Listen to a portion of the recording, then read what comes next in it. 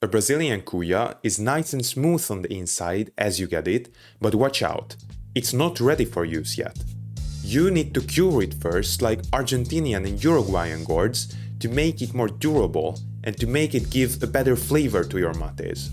You will need your new cuia, room temp water, 80 degrees Celsius water, and a gourd full of used chimarrao. There will be 7 steps and a few waiting time after each one, so feel free to scroll back and pause the video after each step in order to not mix up something and damage your cuia by accident.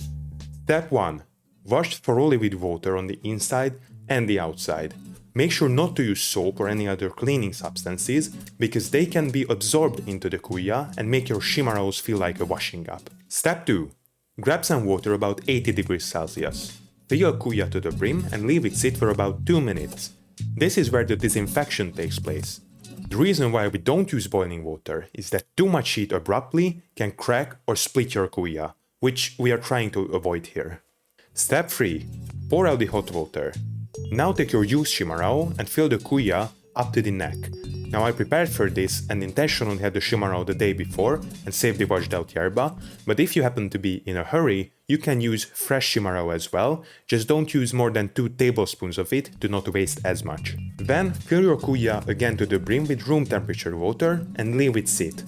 12 hours is the minimum curing time, but you can leave it sit for 24 hours, although it doesn't make that much of a difference to me. The best way to do it is simply overnight. If the water level drops meanwhile, refill it again to the brim. Step 4. During the 12 hours, take a look around on our channel Mateverse and consider subscribing for more guidance videos like this. Thanks in advance. Step 5. When time is up, pour out the content from your cuia, but don't put it directly into the sink because you risk clogging it. I recommend you to filter it so that you can keep the used yerba and give it back to nature.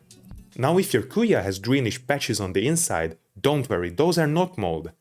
In fact, that's a good sign of that your curing process was successful. Step 6. Dry the insides of your cuia with a paper towel. Then place it upside down for about 15 minutes. Since now the walls are steeped full of water and this way gravity pulls out some of it.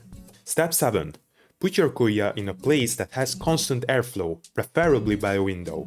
If you cannot find such place, you can improve the drying process by placing the cuia on its side. Now wait for a few hours until the insides feel dry to the touch. If that checks, congratulations, your cuia is officially cured.